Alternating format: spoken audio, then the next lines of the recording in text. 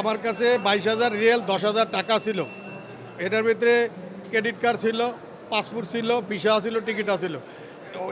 ব্যাগটা আমি এহরাম পরা অবস্থায় ব্যাগটা নিয়ে বাথরুমে ফালায় রেখে গেছে।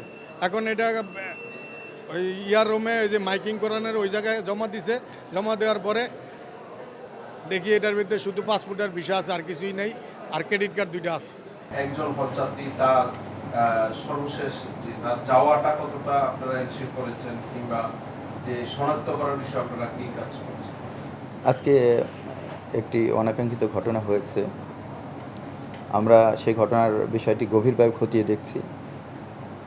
ওই হজযাত্রী তার 1:30টার সময় তার ফ্লাইট রয়েছে এবং তার ফ্লাইটের বিষয়ে আমরা নিশ্চিত করেছি এবং তার প্রাথমিক পথ খরচের জন্য আমরা তাৎক্ষণিকভাবে 2,000 রিয়াল তাকে প্রদান করেছি, যাতে করে পথ খরচে তার কোনো অসুবিধা না হয়। এবং আমরা তাকে আরও আশ্বস্ত করেছি যে এরপরেও যদি তার কোনো আর্থিক অসুবিধা হয় তাহলে আমাদের মক্কাতে হজ মিশন রয়েছে, সেই হজ মিশনের মাধ্যমে তাকে আমরা সেটা প্রদান করব।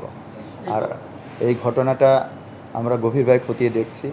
আপনারা নিশ্চয়ই দেখেছেন যে আমরা সিসিটিভি ফুটেজের মাধ্যমে ইতিমধ্যেই তার আমরা চেহারা কিন্তু আমরা দেখতে পেয়েছি। আমরা সংশ্লিষ্ট আইনশৃঙ্খলা রক্ষাকারী বাহিনী সহ সবাইকে নিয়ে আমরা কিন্তু এই বিষয়ে অত্যন্ত আন্তরিকভাবে চেষ্টা করছি যাতে এই ঘটনা সুষ্ঠুভাবে উদ্ঘাটন করে অপরাধীদেরকে আইনের আওতায় আনা যায়।